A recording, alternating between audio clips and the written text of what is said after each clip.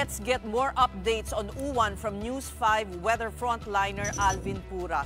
Alvin, can you tell us gaanong karaming ulan ang meron sa 100 millimeters para i-laymanize mo para sa amin? Yes, yung ating mga 100 millimeters. So, nasa range tayo ng 50 to 100 is moderate to heavy rains. Tapos yung ating 100 to 200 is yan naman yung ating intense to heavy to intense rains. And yung ating 200 is yung ating up to torrential rains. So, yung ating 100 millimeters na pagulan is possible na po yung magdala ng mga pagbaha. Kung mag-average tayo ng isang buwan na pagulan, usually, depende sa season, nasa 300 or 300 to 400 yung ating pagulan in a span of 1 month. So kapag nagkaroon tayo ng 100 millimeters sa pagulan in a span of 24 hours, so meron tayong mga possible na flooding na yan. And lalong-lalo na, if more than 200 millimeters na pagulan yung ating natatanggap, yung mga ganyang klaseng pagulan, or torrential rains, yung halos walang humpay na pagulan or halos walang tigil na pagulan, yung mga areas na kadalasan namang hindi binaba is makakaranas ng pagbaha. Especially yung mga tributaries natin, yung mga daanan ng tubig, or yung ating mga waterways, lalong-lalo na if ever may mga areas na galing sa bundok or yung mga daanan ng tubig mula sa bundok. So yan, nabubuhay po yung mga linya na yan, so ang ating mga water lines.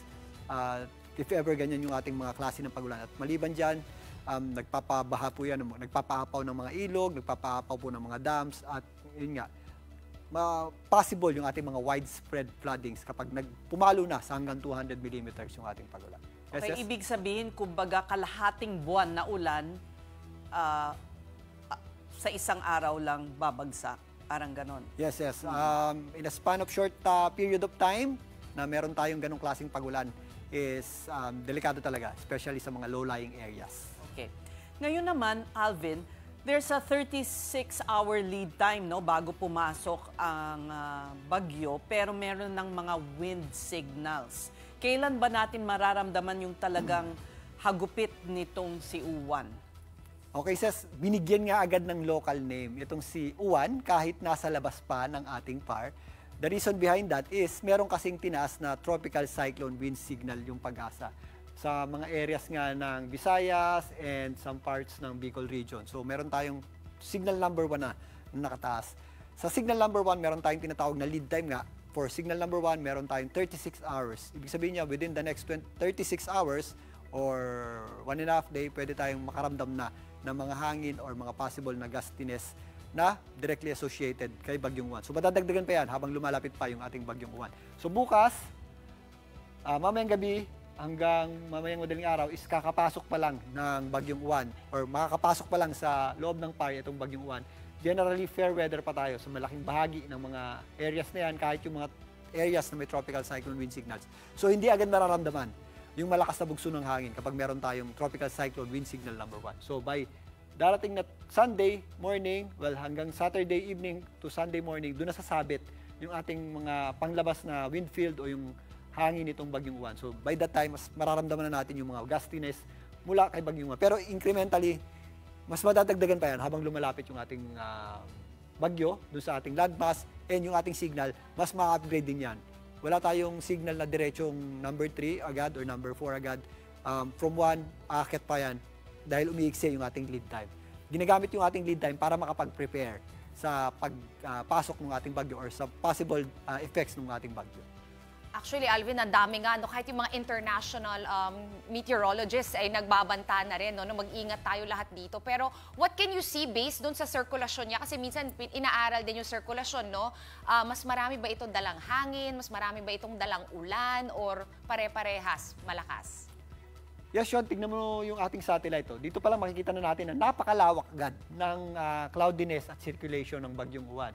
So, in terms of circulation, sa Pag-asa, nasa around 1,400 yung kanilang estimate sa diameter. At kung titingnan nyo yung ating satellite image, yung ating isobars, itong lines of equal pressure, ibig sabihin yan yung ating mga linya na kung saan pare-parehas yung pressure within the circle. Pero para yung gradient map Pag mas madikit-dikit yung ating mga hangin, well, yung linya natin mas dikit-dikit, ibig sabihin mas malakas yung ating hangin. So, normally mas malakas yung ating hangin sa gitna, pero kung papansinin nyo, up to dito sa mga areas na malayo sa mismong gitna, at covered nga niyan yung ating buong bansa, is meron tayong mga possible gusty winds. So if ever, kahit nandito na po sa eastern section ng Visayas or sa eastern section ng Northern Luzon at Central Luzon, yung bagyong Uwan, is ramdam natin yung hangin yan up to dito sa areas ng Palawan, Visayas, and some portions ng Mindanao. So meron tayong mga pabugso-bugsong hangin pa rin. Although hindi kasing lakas ng gitna ng bagyo, is mararamdaman pa rin natin yan dito sa mga areas na nasa malayo, sa mismong center ng bagyo.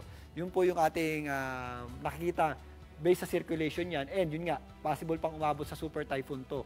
At kaya, by that time, mas lalakas pa yung ating ine-expect na hangin dito sa bagyong Uwan.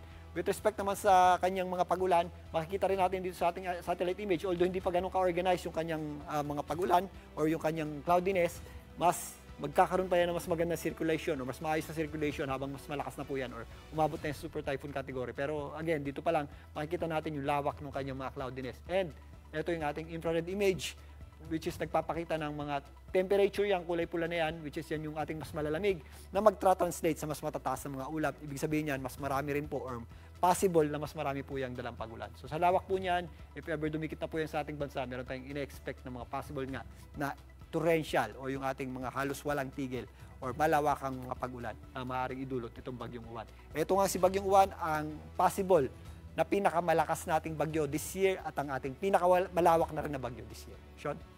Alvin, just taking a look at the map, nakikita natin kasing laki ng Uwan yung buong Pilipinas, kaya nakakatakot talaga. But on another note, Alvin, di ba pareho rin ng track nitong si Uwan, yung kay Typhoon Ulysses back in 2020, actually around November din yun eh. And malaki talaga yung pinsala na naiwan niya. About 100 people died, over 20 billion pesos yung naging aftermath, yung damages, ano no? So, can we expect more or less the same wrath nitong Uwan, katulad ng kay Ulysses? Yes, Pauline. Actually, si Ulysses din ang mas nakikita kong medyo kahawig na itong si bagyong Uwan. Si Ulysses is naglandfall sa Dingalan, sa may Aurora, and dumikit nga dito sa areas ng Quezon. Sa ngayon, mas mataas ng konti itong track natin para kay Uwan, pero may chance pa yan kasing bumaba eh. Meron pa rin tayong area of uncertainty. And again, yung bagyong Ulysses is medyo malawak din yung kanyang center winds. And itong si Uwan is makikita din na mas malawak din yung kanyang mata dahil nga sa sobrang laki ng circulation nito. So possible na magkaroon din tayo ng ganong kalakas na mga damages and lalong-lalo na storm surge. Given na mas malakas din yung ating inaasahang possible na strength nitong bagyong Uwan. So given that, actually mas possible pa na mas malakas yung kanyang center winds, so mas meron tayong inaasahang possible na daluyong or storm surge sa eastern section ng Northern Luzon, Central Luzon, Bicol region, and up to dito sa eastern section ng Visayas. And aside from that, meron din tayong mga inaasahang possible na malalakas na pag-ulan sa kasabay ng pagtawid nitong bagyong si Uwan. Pero meron tayong aftermath nitong Ulysses nung nakaraan. Pagtawid niya, nagkaroon tayo ng shear line na naka-apekto dito sa Cagayan. Right now, yung ating inaasahan na main na pag-ulan for Uwan dito sa Cagayan area is yung kanyang direct effect. Dahil nakikita natin ito natatawid dito sa may eastern section, western section ng Ilocos region patungo dito sa may areas ng Taiwan. So, given that, tingnan natin kung ano mas magiging epekto nito. Possible pa rin tayong magkaroon ng torrential rains, pero yung pagtawid ni Ulysses, yun yung naka-apekto dito sa Cagayan. Yun yung time na may mga tao sa taas ng bubong at tumapaw yung Cagayan River. Possible pa rin yan dito dahil meron tayong ina-expect na torrential rain. So, both lakas ng hangin at lakas ng ulan ang dangers nitong si Uwan. Yes? Inaasahan ba nating marami ring landfall na mangyayari dito sa bagyong ito?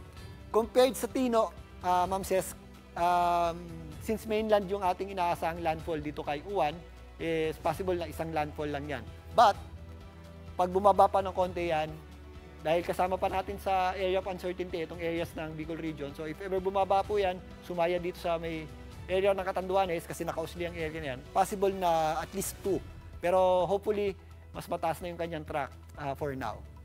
Yung Sierra Madre Mountain Range ba ay makakatulong bilang panangga dito sa bagyong ito?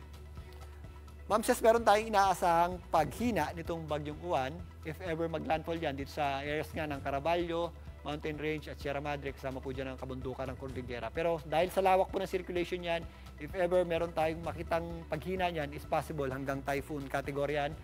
So malakas na bagyo pa rin po yan natatawid dito sa Northern Luzon. So better pa rin tayo mag-expect ng mga dangerous at malalakas na hangin and malalakas na pag-ulan. Dahil nga sobrang laki ng circulation niya, hindi natin nakikitaan to ng tuluyang paghina. Unlike ni Bagyong Pipito na after mag-landfall, nakitaan na agad natin ng significant na paghina dahil medyo maliit yung circulation niya. This one, si Uwan, is medyo malawak.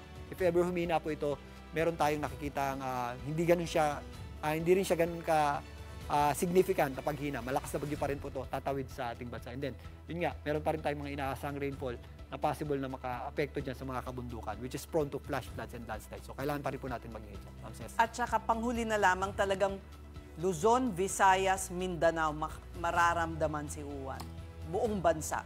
Yes, Ma'am Ces, yung ating concentration ng mga pagulan, mostly nandito sa Luzon, pero yung ating hangin po na directly associated dito sa Bagyong Uwan, mararamdaman po yan up to Visayas hanggang dito sa Mindanao. Possible din po yung mga scattered rains natin, pero unlike doon sa center or sa mga areas na nasa Luzon, na medyo nandun yung ating concentration ng malakas na pagulan, possible pa rin po, lalong-lalo na sa mga areas na nadaanan ng Bagyong Tino, medyo saturated yung lupa natin. If ever may mga scattered tayong ulan dyan, kahit thunderstorms lang, is possible pa rin po tayo magka-flash floods and landslides siya. So mag-ingat pa rin po tayo. So buong bansa po dapat mag-ready at paganda sa pagdating nga or pagdaan itong Bagyong Uwan sa ating land. Maraming salamat sa report, News 5 Weather Frontliner Alvin Pura.